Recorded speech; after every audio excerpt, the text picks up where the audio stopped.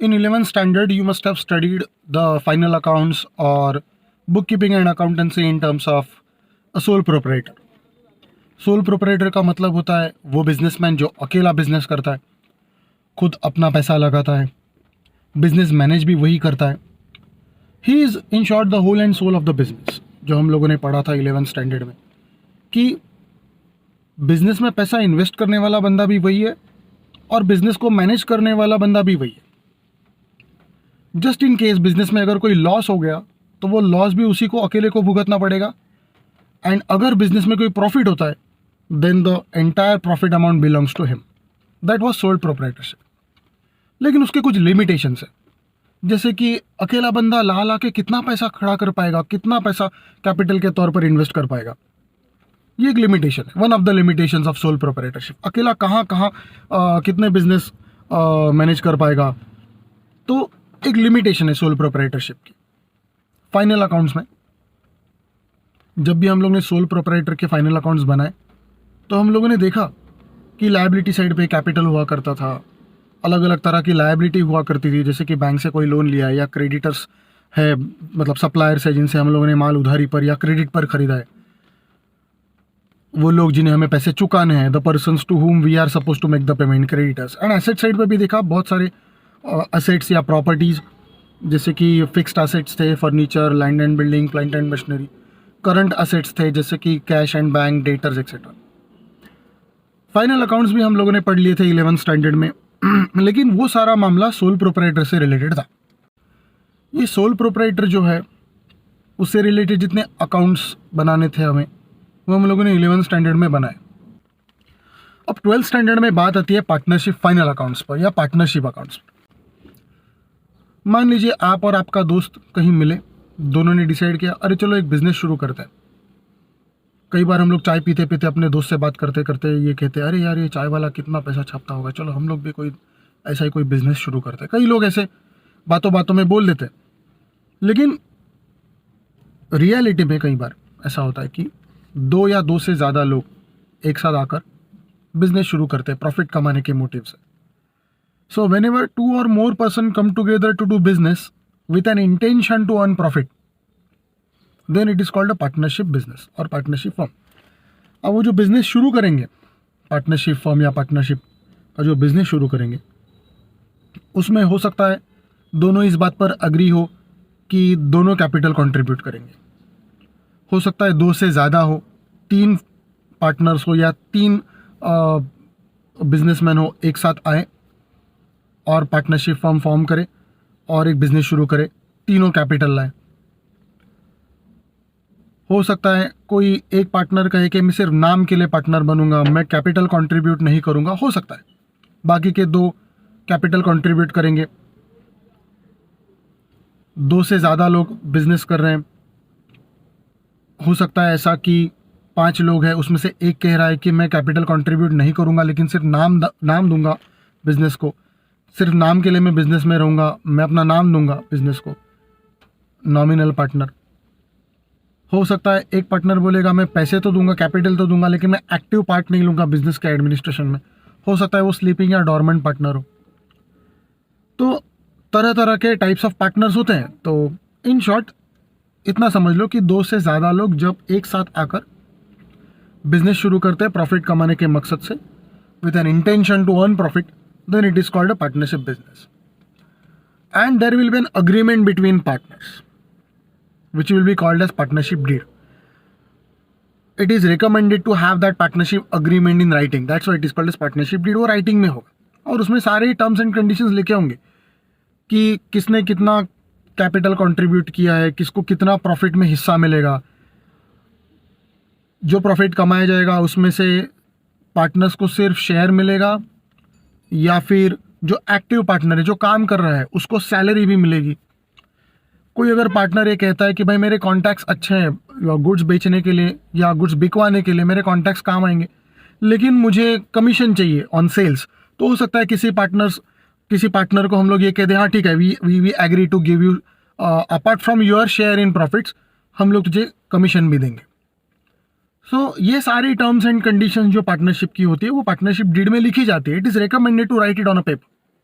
बाद में आगे फ्यूचर में डिस्प्यूट्स अवॉइड करने के लिए पार्टनरशिप फर्म का अग्रीमेंट जो है वो राइटिंग में हो, and that is called as partnership deed. It is recommended to have it in writing and it is called as partnership deed.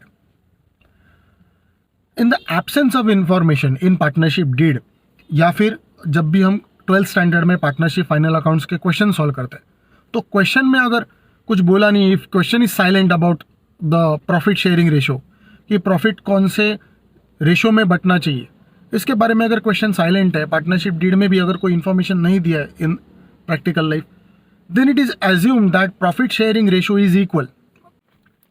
अब प्रॉफिट शेयरिंग रेशो इक्वल होने का मतलब क्या है?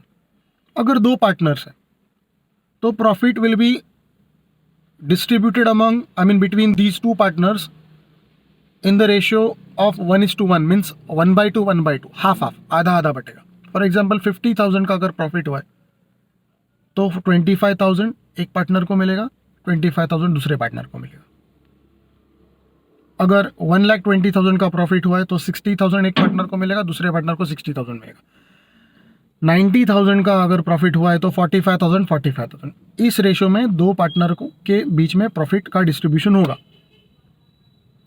अगर तीन पार्टनर्स हैं and the partnership deed is silent about profit sharing ratio, तो प्रॉफिट 1/3 1/3 1/3 बटेगा. मतलब तीन में से एक हिस्सा एक पार्टनर को, एक हिस्सा दूसरे पार्टनर को, एक हिस्सा तीसरे पार्टनर को.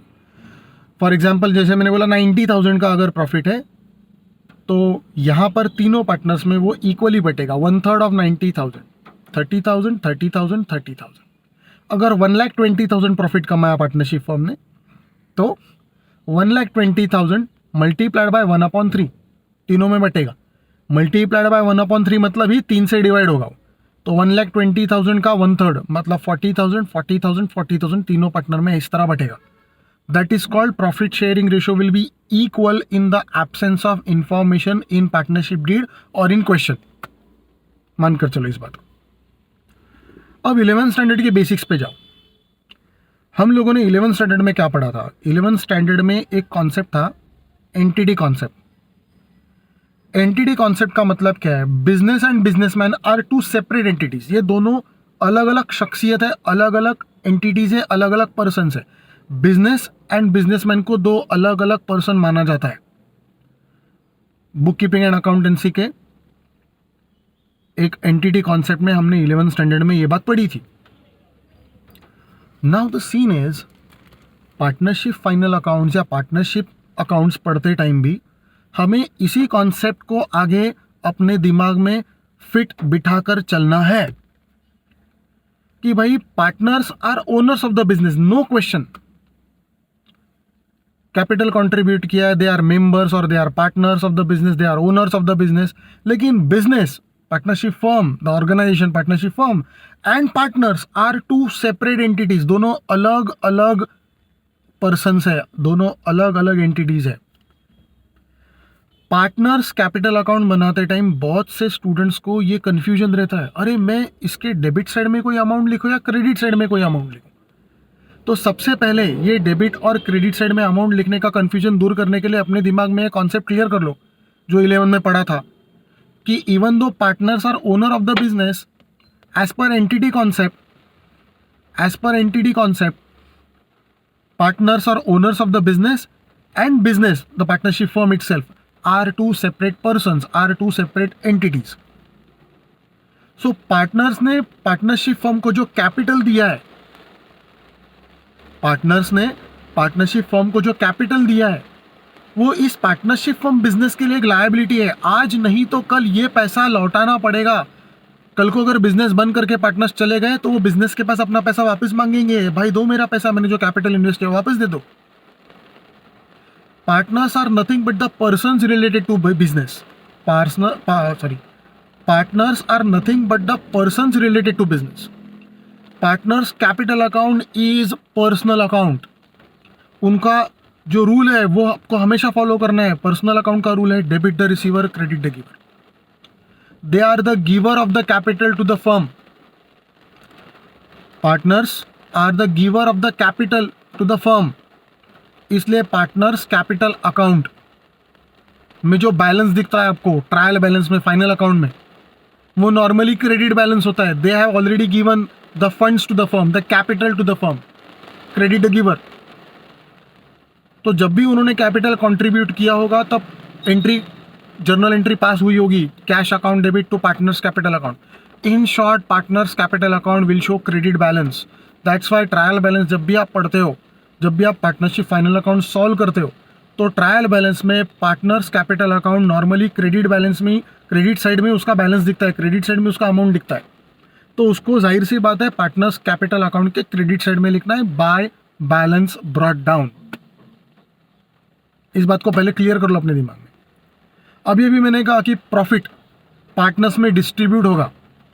Partners, partnership firm, partnership firm में जो भी प्रॉफिट हुआ है, जो भी profit partnership firm as a business कमा रही है, ये प्रॉफिट इन पार्टनर्स में डिस्ट्रीब्यूट होगा. सपोज 3 पार्टनर्स है तो 3 पार्टनर्स में डिस्ट्रीब्यूट होगा. So profit is an amount, profit is an amount which is payable by the firm to the partners. The amount payable by the firm to the partners. In short, partners are creditors of the firm for this amount, not creditors as supplier of the goods. But from personal account के point of view से देखो तो ये amount जो profit share है उनका, वो amount is payable by the firm to the partners and therefore ये अमाउंट हमेशा पार्टनर्स कैपिटल अकाउंट के क्रेडिट साइड में लिखी जाती है. Profit payable by the firm to the partners. इसलिए जब भी नेट प्रॉफिट मिलता है प्रॉफिट एंड लॉस अकाउंट में, उसको पार्टनर्स कैपिटल अकाउंट के क्रेडिट में ट्रांसफर किया जाता है. क्रेडिट में ट्रांसफर किया जाता है मतलब पोस्ट किया जाता है by profit and loss account bracket में नेट प्रॉफिट. ये मैं इसलिए बना रहा हूँ वीडियो क्योंकि एग्जाम से पहले अगर आप ये वीडियो ठीक से देखोगे, समझोगे, तो आपको एक शॉर्ट रिवीजन मिलेगा. फटाफट आपको समझेगा कि हाँ मुझे कॉलेज में पढ़ाया गया था. You can recall it. अभी जब भी हम लोग पार्टनरशिप फाइनल अकाउंट बनाते हैं तो उसमें trading account, profit and loss account, partners capital account, balance sheet बनाते. कुछ बच्चों के दिमाग में एक डाउट है, सर हमने ना वो पार्टनर्स करंट अकाउंट नाम की कोई चीज़ ट्रायल बैलेंस में देख ली थी, ये क्या चीज़ है? ये fixed capital method, fluctuating capital method वाला वर्ड भी हम लोग ने पढ़ा है, कहीं पे सुना है. मैम ने पढ़ाया था या सर ने पढ़ाया था कॉलेज में, ठीक से याद नहीं आ रहा है, समझ में नहीं आ रहा है. ऑब्जेक्टिव्स में भी ये पूछा जाता है. अब ठीक से समझो इस बात को. फिक्स्ड कैपिटल मेथड का मतलब ये होता है कि पार्टनर्स कैपिटल अकाउंट मत बनाओ फाइनल अकाउंट बनाते हैं. पार्टनर्स कैपिटल अकाउंट का जो बैलेंस दिख रहा है ट्रायल बैलेंस में, वो ट्रायल बैलेंस से उठा के सीधा बैलेंस शीट में लिख दो और उसके बदले पार्टनर्स करंट अकाउंट बनाओ. पार्टनर्स कैपिटल अकाउंट बनाओ ही मत. Trading account, profit and loss account, partners capital account and balance sheet बनाते हैं. तो पार्टनर्स कैपिटल अकाउंट बनाओ ही मत. फिक्स्ड कैपिटल मेथड मतलब पार्टनर्स करंट अकाउंट बनाने का, पार्टनर्स कैपिटल अकाउंट के बदले पार्टनर्स करंट अकाउंट बनाने का. और पार्टनर्स करंट अकाउंट में जो बैलेंस दिख रहा है आपको ट्रायल बैलेंस में, वो वहां लिखना है. डेबिट में तो डेबिट में, क्रेडिट में तो credit. To balance brought down या बाय बैलेंस ब्रॉट डाउन. इसको फिक्स्ड कैपिटल मेथड क्यों बोलते हैं? क्योंकि पार्टनर्स कैपिटल में कोई चेंज नहीं आएगा. ट्रायल बैलेंस से उठा के सीधा उसको लिख दिया वहाँ बैलेंस शीट में, लायबिलिटी साइड में. तो प्रॉफिट जब भी नेट प्रॉफिट अपने को मिलेगा प्रॉफिट एंड लॉस अकाउंट में, वो पार्टनर्स में डिस्ट्रीब्यूट होगा, लेकिन वो करंट अकाउंट में डिस्ट्रीब्यूट होगा. कैपिटल अकाउंट को टच नहीं करेगा, कैपिटल अकाउंट का बैलेंस चेंज नहीं होगा, इसलिए उसको फिक्स कैपिटल मेथड बुलाते हैं. और नॉर्मली जब हम लोग क्वेश्चन सॉल्व करते हैं जहाँ पे हम लोग करंट अकाउंट दिया नहीं होता ट्रायल बैलेंस में, जो नॉर्मल क्वेश्चन होता है मोस्टली 10 में से 6-7 क्वेश्चन आपने ऐसे सॉल्व किए होंगे जिसमें पार्टनर्स कैपिटल अकाउंट बनाते हैं, नेट प्रॉफिट कैपिटल अकाउंट में आता है, क्रेडिट साइड पर डिस्ट्रीब्यूट होता है. तो वो फ्लक्चुएटिंग कैपिटल मेथड है. जाहिर सी बात है कैपिटल का बैलेंस चेंज होगा, फ्लक्चुएट होगा, इसलिए फ्लक्चुएटिंग कैपिटल मेथड. तो अगर आप रिवीजन कर रहे हो पार्टनरशिप फाइनल अकाउंट्स का, तो ये सारी चीज़ें ठीक से समझ कर पढ़ो. बाकी अगर कुछ डाउट्स है, आप अगर किसी टॉपिक पर वीडियो चाहते हैं कि मैं बनाऊं, तो आप उस टॉपिक का नाम कमेंट में लिख सकते हो. मैं उस पर वीडियो बना के अपलोड कर दूंगा. मेरे चैनल को सब्सक्राइब करना मत भूलना, so that I will be encouraged to make more and more videos. Thank you.